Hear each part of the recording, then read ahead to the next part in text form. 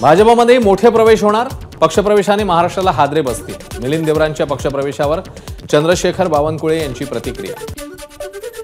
मिलिंद देवरांनी पक्ष सोडल्यामुळे काही फरक पडत नाही, खासदार सुप्रिया सुळेंची प्रतिक्रिया। तर शिंदे गटाने त्यांना तिकीट ऑफर केलं असेल म्हणून तिकडे गेले, सुळेंची टीका।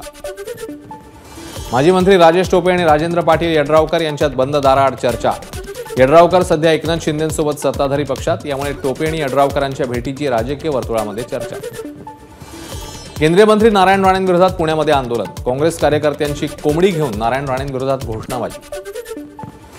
पुण्यामध्ये हरमंदिर स्वच्छता अभियानाचा शुभारंभ, भाजप प्रदेशाध्यक्ष चंद्रशेखर बावनकुळेंकडून रोकडोबा मंदिरात स्वच्छता।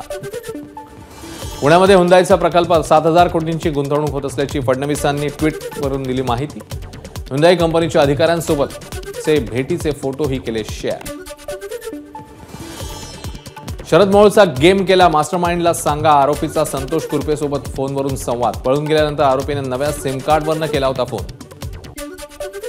पुण्यातील कोथरूड पोलिसांनी दहशतवाद्यांना पकडलं, पोलिसांमुळे बॉम्बस्फोटाचा डाव उधळला गेल्यानं एनआयएकडनं कोथरूड पोलीस ठाण्यातल्या 5 कर्मचाऱ्यांचा सत्कार, 10 लाखांचं रोख बक्षीस आणि प्रमाणपत्र प्रदान। पंढरपूरच्या कुर्डुवाडी रोडवर आष्टीजवळ गोळीबार, दुचाकीवरून जाणाऱ्या 2 जणांवर अज्ञातांकडनं गोळीबार, कारण स्पष्ट, पोलीस तपास सुरू। भोगीनिमित्ताने पहाटे पंढरपुरातील रुक्मिणी मातेची पूजा संपन्न, भोगीनिमित्ताने मंदिराला आकर्षक सजावट। पुण्यातील एसपी कॉलेज मैदानावर रामरक्षा देशासाठी एक सकाळ रामासाठी कार्यक्रमाचं आयोजन, हजारो रामभक्तांकडून रामरक्षा पठण।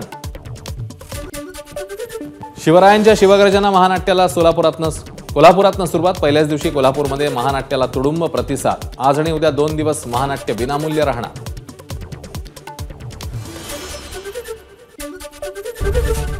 एबीपी माझा, उघडा डोळे बघा नीट।